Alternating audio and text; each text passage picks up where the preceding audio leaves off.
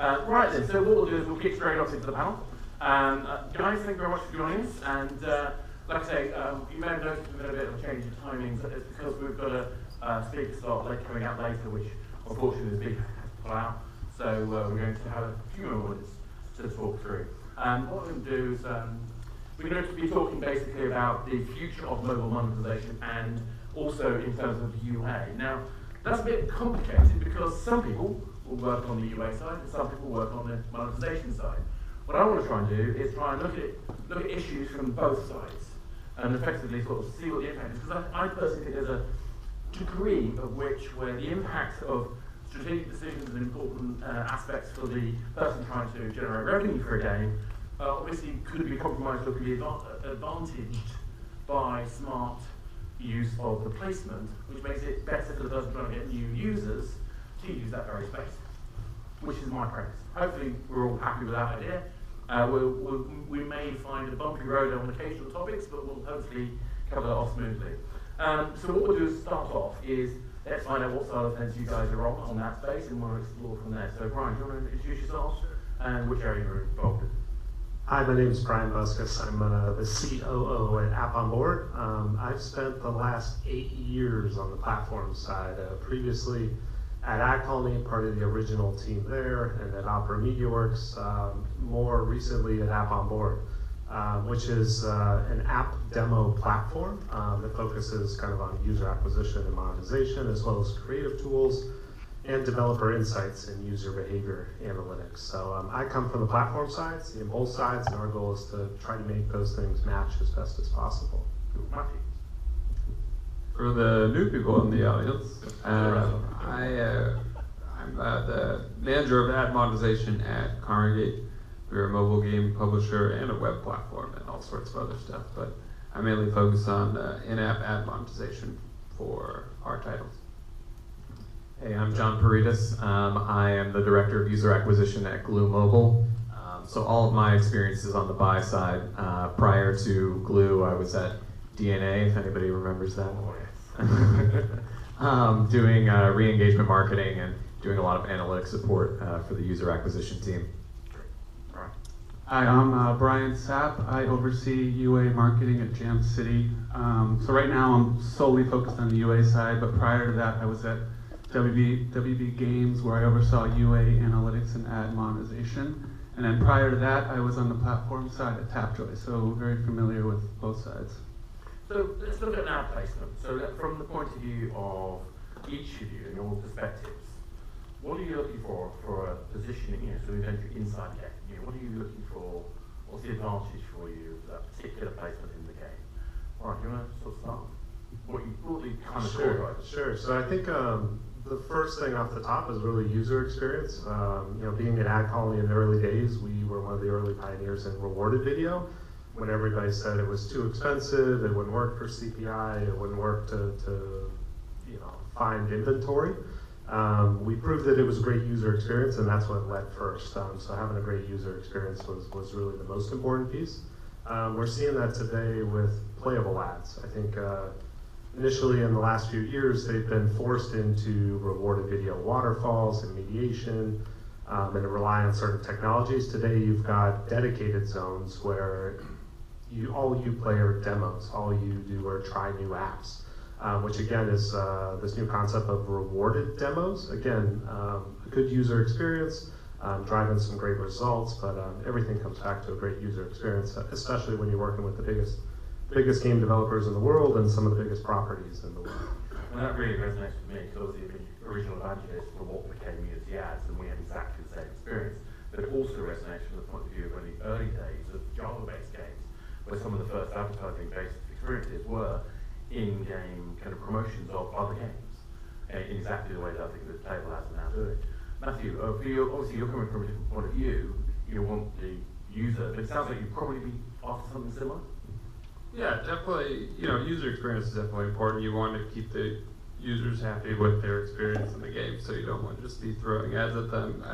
At Kongregate, we are preferential towards rewarded video or AppOnboard's in-app demos. Those are great. You want to find a good placement for the game that has relatively high engagement. You know, if you have a reward video placement, but it's only 15% of users are engaging with that placement, something is going horribly wrong. And so, you know, it touches on what I mentioned earlier, is that you want to build your games with ads top of mind throughout the building process. So, it should be involved in the core loop of the game.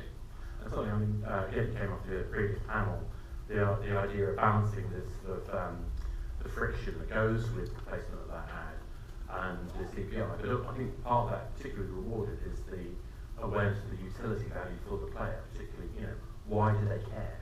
It's almost like having a sales job on the player, in my opinion, to make them want to watch that ad. Is that your experience too?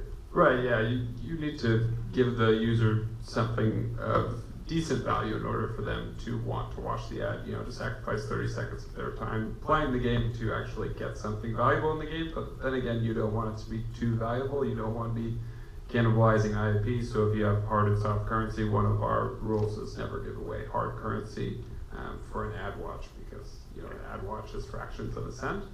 But it has to be enticing enough to make the player want to watch it. Yeah, we've had this kind of internal rule about 2 cents worth of value from an ad was about, on average, although it's interesting, we found if you gave more earlier on, but the value of that asset was effectively less later in the life cycle of the player, that was fine too. But interesting, kind of different model. Also, John, you don't care, do you, about user experience? No, I don't. You want it to be bad, don't you? No, we don't really care about the user's experience in the other application, obviously, but we do have to be mindful of, what are the different environments that people are experiencing on these advertisements. So in some environments, a shorter video might be appropriate. In some environments, a longer one might work better. And so we really need to not just look at CPI, but also keep in mind, like, what are the CTRs and conversion rates that we're seeing on an ad to get an idea of, how are the ads actually behaving. If you're seeing a 1% conversion rate, that either means that there's some serious fraud going on in the channel, or the user is for some reason being pushed to the App Store, and that doesn't create great value for your brand, even if it drives a few installs. And on the playable side, like those things are incredibly hard to build, incredibly labor intensive, but they need to be constantly iterated on and optimized to make sure that you're providing a good experience to potential players. I just want to kind of, I was joking because I actually, the previous experience I had was that where the user was positively engaged, rather than having like a moment of failure, when they had a moment of success and then they had their options to get rewarded videos to improve that success, we saw higher engagement with the app, and therefore more likelihood that they would go and act on it and install it. But do you see any kind of correlation at all like that, or does that not affect you at all? I wish I had an answer for that. Unfortunately, we don't have that visibility. I don't know, Brian, if you have different experiences. Yeah, right. No, I mean, I agree, we don't get that level of visibility, but I think from the UA perspective, if we're thinking about where do we want to be in the game, of course we want the user not to be upset when they engage with the ad.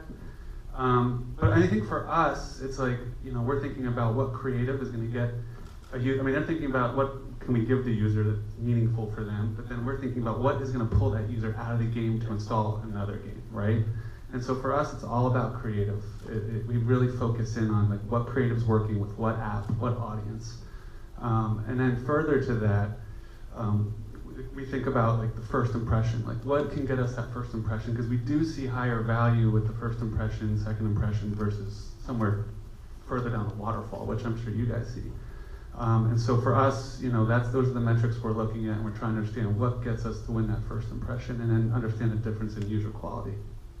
So I think that's really interesting, and the idea of focusing on the creative side is actually really music to my ears, because I'm a classically trained marketing guy. So I was always thought, marketing, surely we have to be focused on the amazing creative to communicate our brand values, as I think John you mentioned. And yet, I think with direct response ads, because it was so powerful a draw for so long, and perhaps still are, I think that maybe some of the value proposition of the quality of the creative was necessarily sometimes lost. Do you think that's a change, or am I just only hearing about that? Well, I think the level of creative has gone up significantly in the last 4 or 5 years, starting really with like mid-core space. So like obviously a lot of these games couldn't, I'm talking like very hardcore games, couldn't show gameplay, so they had to invest in CG, right? And so CG became more prevalent in UA ads. And now what you're seeing is the move for CG into more casual gaming, so both with like puzzle, other things, but then also more live action. So I feel like to some extent, like more brand creative is being implemented into UA creative. At the end of the day, you still want stuff that's going to make people click and convert, right? But I think the days of, putting in something that is just literally clickbait is going away, because especially with most of the platforms moving to like later engagement metrics and funnels, especially like with respect to like app event optimization on Facebook and Google, those clickbait ads aren't really going to they're not long-term sustainable, right? So I think definitely brand and brand marketing is getting more important into UA marketing. Yeah, I think I literally would love to have a conversation just on that topic, which would probably last a day. However, unfortunately, I have another topic which is also interesting, which is the whole future stuff part of it. But so one of the things you mentioned there about sort of data, so we also sort of look into that in terms of a bit more detail. So what kind of metrics are important in this for you guys, and has that changed? So when you're looking at the positioning of an ad, both from the UA and from the revenue point of view, is it just about lifetime value versus CPI or ECPM? What kind of measures are important, and is that changing anyway? Right, what do you think? Yeah, I'd say from the platform side, it's about making those two sides match, right? So on one side, it's the conversion and the click-through rates and the engagement. On the other side, it's the CPMs and the user experience. I think one thing that ties to kind of on the creative side is with these kind of high value kind of playables or these demos you have today, we've actually seen that we produce playables that have hundreds of thousands of outcomes. Mm-hmm. So there is a high degree of replayability in the ad itself, that people will actually choose to keep engaging with that ad unit. We're talking like 45 seconds, 60 seconds, even minutes of time spent in an actual ad unit. And I think, with things like Google Instant Apps and the Play Store now launching demos on the App Store, and Google announcing last week that they can run these now across all UAC kind of inventory. You're going to see this more and more. The creative's going to be really important, but you're going to need to make these metrics match, right? So you don't want somebody spending hours inside the ad, right? They're supposed to be in this game, monetizing, being engaged there. But you do want to have powerful creative. But at the end of the day, it really comes down to just return on ad spend, right? Like, most of these campaigns are open-ended, budgets are very, very large. It's about a $20 billion global market for app installs, heavily driven by rewarded video and playables and on down. But it's a huge market where you're able to make these things meet, but ultimately it comes down to you need to be monetizing each of these new installs that comes in. And that's where video, playables, and some of the higher formats perform well these days. So Matthew, from your point of view, what are you looking for? In terms of data? Metrics? Yeah, obviously ECPM is, so revenue is obviously a big one, right? And you get there with ECPM, requests, impressions, engagement rate, which I touched on earlier. We find that ideally engagement rate is above 40%, and it generally caps out at around 70%. Also impressions per daily engaged user. We find that the sweet spot is between 4 and 8 or 9. If you get above that, there's really no value coming from the 9th, 10th, 11th impression. Some people are going to watch 17 ads in the game, and that doesn't do anything, right? So those are the big ones, and it's optimizing and trying to find which placements have higher engagement rate and how many impressions users are watching in that particular placement. Often we launch in test markets with 4 or 5 different ad placements and monitor each of them, looking at engagement rate and impressions per that specific placement, and then kind of take the ones away that aren't working particularly well. So one thing I was wondering when you were saying that is that I love the fact that you've got this number, the sort of 8, 9 kind of level of being effective, and beyond that seems to be ineffective figure. Are you looking at it from a point of ads per session as a factor, or does it matter? It's just the total number of ads they see during the day? Yeah, ads per session matter. Different networks, they calculate sessions as it could be X number of hours. So, for example, Iron Source looks at sessions as a 4-hour window, and sometimes they have caps in place where they will only serve, 2 ads per session, but they will serve 4 ads per user per 24 hours. So it does change which networks are serving and at what CPM. So John, from your point of view, are you looking at the same kind of numbers for the other side of it? Yeah, I mean, basically the same. I think Bryan actually probably covered this pretty thoroughly, but at the end of the day, ROAS is still the key metric. We're looking to return the money we're spending, or else we wouldn't get any more budget. But obviously that tells you how things are doing, but not why. So drilling down into CTR, conversion rate, what the eCPMs on the placements that you're buying are, that really tells you what you should do next, and that's really important. Presumably you're doing a lot of work on A/B testing the creative as well, in terms of is it the ad that's returning the revenue, or is it the placement that's returning the revenue? Is that fair? Yeah, of course. So drilling down into the different campaigns you're running, and then down into the ads, that'll tell you where to build the next creative, what sort of creative it should be, and that'll help you move your business forward. How has that changed over the last couple of years? I mean, has it changed at all, or is it just the same process? Or are you worrying about, just fine detail like color or pixel level kind of placement of the buttons or stuff like that? Or is there some more kind of themic level that you can look at that kind of changes the way that you design something, maybe for a cohort or particular audience persona? That's a good question. So you can, I think, waste a lot of time doing that kind of stuff. Changing buttons, changing your text, simple things like that. And forget about the things that are really going to change your performance, which is actually making ads that say different things about the game, or present it in a different way, tell users why this game is going to make their lives better. I think it's something that brand marketing professionals figured out like 30 years ago, that you shouldn't tell people about a product, but tell people why, if they use your product, you'll be happier, and your friends will be happier, and people will love you more. Some of it's kind of BS, but those are the things that will actually move the needle. Aspirational values, love it. So, Bryan, I mean, you looking at that kind of level when you? I mean, literally word for word what John just said. I won't repeat it. But okay, let's take it further forward then. So, in terms of where's the innovation happening? I mean, you've mentioned creative. Are we seeing, I think in the kind of classical TV space, you do see waves of kind of formats of creativity changing and then other people responding to it. Are we seeing that happening just as much in games, or are people actually standing out and making their own kind of brand-led decisions? I think it's a little bit of both, meaning we, as the industry, I think, kind of follow the leaders. And if you look at like what the industry's doing, it sometimes looks like 6-year-olds playing soccer and they're all chasing the ball, right? And so, UA teams, I think, will be looking at creatives that their competitors are doing and will copy them. And it makes sense because we're all performance marketers and we're looking at that and we're like, if they're spending at scale doing that, then we should probably do that too. And so everybody will test what the other people are doing with respect to creative.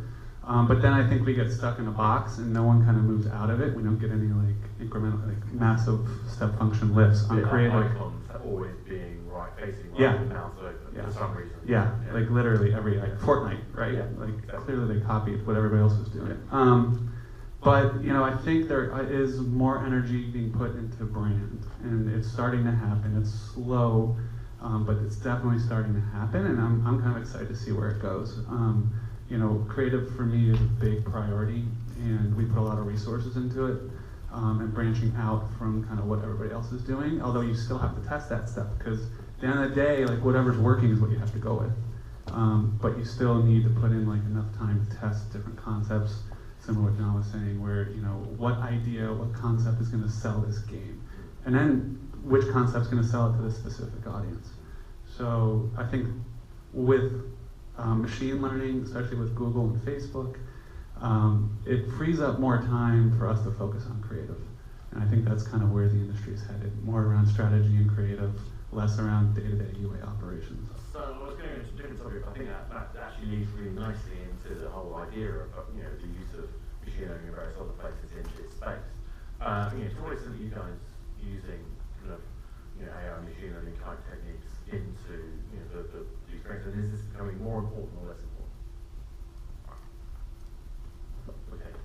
Yeah, I'll say from the ad serving side, like clearly, like machine learning, algorithms, data science, like this all plays into its constant innovation every day, every hour, and the investments you put there with PhDs and data scientists and throw bodies and brain power, and improve algorithms and targeting there. On the other hand, kind of where you see innovation to your last question is also like on the app stores. I think it was only a couple of years ago Apple added video to like the app store pages. Yeah. Google last week just took out in-snaps to put kind of playable ads on demos on the app store. You see these kind of new experiential ways to try apps before you buy, to demo things before you download. But part of that's because like the size of these apps is, we have some apps, I don't know if up here, but like 2 gigabytes in size, 3 gigabytes in size. You're trying to ask a user, like, will you delete half the photos on your phone to play my game? And literally, so I think we're seeing innovation on the data side, we're seeing it kind of on the distribution side across the board. But do you think that there's a challenge there to the app network, and also from a monetization point of view? If that kind of experience is going on the App Store, do users want to see that in the game as well? If you're starting to see these playable experiences on the App Store, and it's also in the game as a playable ad, is that causing tension, maybe fatigue? Yeah, no, I think part of the challenge with, 3 years ago, playable ads kind of first came on the scene, and they're built in HTML and JavaScript, and they took like 45 to 60 days to build one ad unit, right? From scratch, get it approved, licensors, all sorts of things, like get that live. You can't iterate on this. You can't really A/B test. That's part of where we developed a solution at AppOnboard to do this like in 7 days. So we cut that by like 80%. That we can actually iterate and create real experiences much faster, to demo things, to try things. So it's kind of innovation in the creative side of how you create these things to do it much faster. So from a marketing point of view, are you seeing, like I said, this tension? Is there a tension between the rising accessibility of these playable experiences and other kinds of promotion? Are we starting to see people being more fatigued with even rewarded ads? Pressing the button to get things and put the phone down to one side and not caring and not engaging? Or are we still seeing people engage? I think we're still seeing people engage. Our engagement rates have been relatively steady. I think AppOnboard does a really nice job with their in-app demos, like Tab Sports Baseball. Okay. I enjoy that. I'm down. Like, I want to play for 2 pitches, not just one. But is it a good representation of the game that you're trying to go down low? Again, just kind of tooting AppOnboard's horn over here. They take gameplay straight from the game itself, whereas Machine Zone will, no offense, will throw like a tower defense ad. That's not the game at all. And I think we did see fatigue with that because they were spending so much and they were everywhere, and everybody has played the same tower defense game a million times. And it's not even a game, as far as I'm concerned. Yeah, it's a little, it's a little. Well, thank the first time it was like, oh, this is cool, but now I'm done, I actually churn from games when I see those personally. Again, I'm not trying to, I can't be bothered to wait for it, and so I'll go find another game. I don't know if I think I'm probably not unique, but I suspect that I'm not in the majority when it comes to that. But I genuinely find it so frustrating that I don't even want to touch it anymore, and I'll just either close the app down and go somewhere else, and often won't go back. Are we talking Machine Zone? Well, the more simplistic versions of playable. But I literally just don't want to do it. I want to play the game I'm currently playing. So, John, are you seeing this whole fatigue? These formats being useful to you? What's your general comment? We haven't seen fatigue yet. I wouldn't be surprised if we do at some point. This is, it's still a smaller part of the market. Video is obviously still king. Yeah. And, maybe we'll see that in the next year or two, but we haven't seen it yet. To Matthew's point, yeah, I think we can probably ruin this by basically lying to people about what the games we're selling are. The playables we've done so far are pretty true to the games, either a direct recreation or maybe a slight simplification to make it, more accessible in an ad format, since some of our games get pretty complicated and might not be appropriate for someone who's never gone through a tutorial yet. But this format is still working very well. In terms of moving the conversation forward, what innovations are used? I mean, is playable kind of leading innovation that you're seeing at the moment, or are there other things that you're seeing which are getting your imagination going about what else you could do for user acquisition? I mean, I would say playable is the biggest innovation right now. There are obviously other big opportunities in UA right now, but more things like players like Snapchat and Pinterest starting to catch up with Facebook in terms of their targeting technology, as well as other more traditional ad networks growing in that regard. But in terms of like ad formats, playable is the big game in town. But I mean, it might be interesting to go into that kind of aspect, the sort of messenger style experiences, which, I don't know if you've got a particular view from, but I think this idea of, it's not just about the format as well, it's also about targetability and this idea of playability. When you start seeing HTML apps being much more accessible and much more social, are they becoming a really fertile place for, acquiring users into other games, for example? We haven't seen that yet, but that's not to say that the opportunity is not there. I just don't think it's caught up yet. The volume we see on Messenger and those other kind of Messenger apps is very small right now.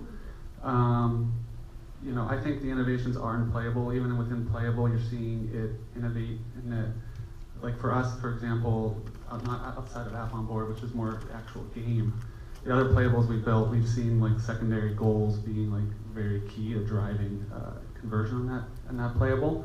So in effect, like these are mini games, and these mini games have been evolving very quickly. I think further to John's point, like there are big opportunity with the platforms that have a lot of data but haven't had the ad tech catch up, which to me is Twitter's now finally catching up, Pinterest, as you mentioned, Snapchat. These are huge platforms, and they weren't necessarily built with performance marketers in mind like Facebook was. I would even say Google's catching up. They caught up very quickly in the last 2 years. But those platforms have a lot of opportunity to probably drive a lot of performance marketing money through them once the targeting gets better and better, which it will. It kind of makes me think about the kind of other side of it. One of the obvious complaints I often hear about is about transparency and potentially fraud in the process of ad use. This is something that we think as an industry we're dealing with properly. Do you have any kind of views on how do we make sure we're transparent and provide the right information so that we know the revenues that are being delivered are correct and appropriate? Yeah, no, I think transparency from the beginning. I remember like 6-7 years ago, we had like industry groups like the Mobile Acquisition Transparency Alliance, MATA, like these groups to try to work together on transparency and data to combat things like fraud. But fraud is a major problem. I think for every network platform I've worked at has always been fully transparent down to the publisher, the app, the placement, the IDs, the zone, the creative. One thing with the innovation in some of these ad units you're able to see, we actually had a case a few months ago where we had a publisher with our SDK running our playables, and we would see these crazy conversion rates. We would see lots of clicks and lots of conversion rates. And when we went to pull up, so we collect every tap, every interaction, user behavior in that ad. Because we are an SDK-based solution, we found that like those patterns were irregular or there weren't any taps on the screen. And we were able to turn that off very, very fast. So, there is a lot of, given the market, how it's grown over the last few years, there is a lot of fraud, but transparency is key to that, but I think it's only the first step. There's lots of new innovation, with tools that are helping to, stamp out some of the fraud, the click injection, the things like that. Not really an area that affects you directly, but how do you make sure that you're getting the right information, getting paid appropriately, and all this other stuff? How do you handle this issue of transparency? Is it a concern to you? No, not really. As long as the ad is doing what it's supposed to in the game for the user, then like I'm So good to it's go. just you don't care as long as you get the money. Yes. Yeah, basically that makes sense. Yeah. But are there other issues like that though that affect you in terms of, you know, which partners you would choose to work with? And, you know, I mean, are there issues in terms of making sure that you actually do get paid, you know, the return on that thing, or you're getting the appropriate, you know, CPI and the appropriate deal? Yeah, I mean, with the mediation platform, there's always going to be some delta. They collect their own. You know, the revenue comes straight from the network API, and the mediation platform, they calculate their own impressions and then they calculate the CPM based on that, and everybody kind of counts impressions differently, so there's going to be a 3 to 5% difference, but I mean, it's not a huge issue for us. Everybody that we work with are really very well established companies. Yeah. They're going to pay us, and you know, one issue could be that one ad network has a bad campaign running where, you know, there's no X button or something, and we'll get a number of user complaints, and then I just have to reach out to everybody, and you know, we have very open communication and say, hey, the Jam City ad doesn't have an X on it. Yeah, so we have to fix this. Yeah. Well, it's interesting because I know that there were some cases where, for example, age rating of the ad itself wasn't reported correctly, and I had a journalist friend of mine complain because his kid his head up that screen rocket saw a Lord of the Rings ad, and it was frightening. So he got really upset about it. So the difficulty there was the fact that it was about self-reporting that had fallen through, and how do you confirm that the rating of that ad is appropriate for the audience of that game? Have you had any issues like that that affected you? Yeah, I mean, most of the networks, when you set up the ads for the game, you can basically check a box that says don't show mature ads or ads for rated R movies or whatnot. Sometimes they do slip through the cracks. I think, you know, the ad networks would have to comment, but I think some of it's manually blocking specific campaigns. We have had our largest app, Venture Capitalist. I remember there were a bunch of Walking Dead ads showing in it, and people would get upset, and it was actually flagged by the App Store, and it so became, you know, a thing we just had to really rely on the ad networks to block these campaigns. And the irony of the Lord of the Rings ad is it was a perfectly decent game, it was a 12 game, but because it was in a game that was free plus, it was like, so it was one of those sort of complicated areas where the ad wasn't actually breaking any rules, but that particular journalist didn't like it, which made it more complicated. So I mean, back to sort of transparency and also this issue of like, you know, making sure that you get the right ad to the right company. I mean, are you seeing that having an effect on your role in terms of, you know, what you're doing? Is that an issue to you? Yeah, it's a huge issue. Obviously, we work with some networks that are fully transparent and some that are not. But at this point in the industry, I don't think that's acceptable anymore. And I think the change that needs to happen is only going to come about if people like Bryan and I make an ultimatum and say, you know, if your network is not fully transparent within a certain period of time, then that's it. And it is a serious issue. Seeing IDs and hashes instead of package names or web URLs, it opens the door for networks to provide multiple publisher IDs for a single publisher. It makes it impossible to actually prevent fraud over any period of time. And it means that the industry is just completely opaque. Does that get easier or worse now we've got things like GDPR coming on? I don't think that prevents networks from providing information on who the publishers on their network are. All of that is user level. GDPR slows down. Out there is like, because there are so many aspects of how much you can share or not share. I wonder if somebody might use that as a way of ducking covering. I think you shouldn't work with those people. That's my opinion, yeah.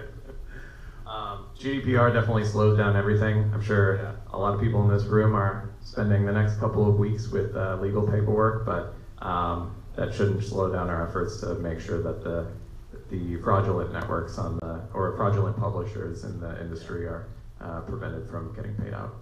Absolutely. So, you know, Bryan, was this something that you had any kind of Well, I mean, fraud is definitely an issue, if we want to call that transparency, I don't know. But we do see quite a bit of it, and it's like basically whack-a-mole, right? So like, you know, when Adjust and these MMPs build tools to capture it, literally within like a month, there's something else. And we've seen it time and time again. So I don't know that it's ever gonna go away. I think for us on the buying side, we just need to kind of weigh the risks versus the reward for each and every network, so. So I just want to sort of one more thing in terms of before I can ask wider questions, but the other innovation in my mind was supposed to be brand ads. Is brand ads really becoming a thing? Is it taking up significant value? Is it having an effect on the cost of the revenue per ad? Is it basically one of the things I was worried about potentially with the rise of external parties coming into games, it would increase the cost of acquisition. Is that kind of stuff happening? Is it like that? Yeah, I mean, it's already happening. What's the scale though? Are we at the beginning of that? Or I think we're at the beginning. This is, I'm kind of measuring this based on effective like CPM on Facebook and Google, and then costs, right? So costs are going up without a doubt, and that's because of better targeting and app event optimization. But at the same time, more advertisers are diving in. So like this weekend alone, I got hit with so many Deadpool 2 Instagram ads, and Marvel is really jumping in, right? And they've done a really good job of going after the millennials on the platforms they're on. And traditionally, these were the platforms that the games had kind of exclusive control over. And that's just going away, and it's going to go away faster and faster, which is going to rise the cost for everybody, because they're not even buying on a per user cost, right? They're buying eyeballs, and they can pay a lot more, and they're going after the same demo in some respects than I'm going after for some of my games. So it's just going to push costs up. But are we seeing more mainstream brands coming in, or is it still people looking for that kind of geek audience, do you think? Well, it's funny. I think we're seeing entertainment come in. I think more of the mainstream brands are sitting on the sidelines because their CMOs don't understand it, to be honest. Like, I listen to these quotes that they give, and they're like, our view time on Facebook was only 7 seconds. That's awful. And I'm like, well, from a performance marketer, if it's longer than that, it's probably bad, right? And so like they don't quite understand these platforms and how like you're basically trying to grab people's attention and make them convert on something very quickly. So I think like as those guys move out of the industry and the younger generation comes up, those ad dollars will be moving to more digital. Yeah. But there's not really a kind of performance, not really a playable kind of version of a brand ad, is there? Or am I wrong? Is there something? Yeah, no, I think you've seen them emerge. You've seen them as kind of these like, we used to call them explorable ads or explorable video, where it can be kind of choose your own adventure. It could be, a 15-second movie trailer for Deadpool 2 or whatever, right? That you get to then see different avenues, different chapters, different items, and engage with it. So they're more like interactive video, I'd say, than playables, like where that line, converts. It's a bit blurry, but you are seeing brands come in with pretty interactive experiences. I'm based in Los Angeles, so yes, a lot of entertainment, automotive, and I'd say QSR. These are guys who really believe in TV, who have brands that younger generations love, or they're really trying to reach those generations and those audiences. So they're some of the first movers. They've been, experimenting with mobile the last, 5-6 years, but in the last couple of years, I'd say they've gotten much more aggressive. I actually do. I was being facetious. I actually think from a brand marketeer's point of view, the holy grail is that somebody's doing something with the brand, actively engaging with the brand. And my suspicion is that, in many ways, that kind of engagement could be incredibly powerful. But I don't think we're there yet in terms of working out what that format is. Yeah, no, I think the format's there. I think it's part of the agency model that's broken, where working with brand and creative with a brand and an agency can take 6 months, 3 to 6 months of approvals, of iteration to make it fit in a box, right? Versus in performance, we can hash something out in a couple days and have different A/B tests and let the data tell us what works and what doesn't. So it's part of, I think, the brand and agency model that's broken, preventing some of this, but that is changing as these agencies evolve and become more digital and more performance-based. But it has always been the case. I remember back in the late 90s when we were still working on what Valorant was going to be, and it was always the agencies that just could not adapt. And of course now that's fixed in the internet space and yet to be fixed, I would think, in kind of game space. And does it matter to you if it's brand or if it's a game? Is it actually better if it's a brand because you get money regardless, or?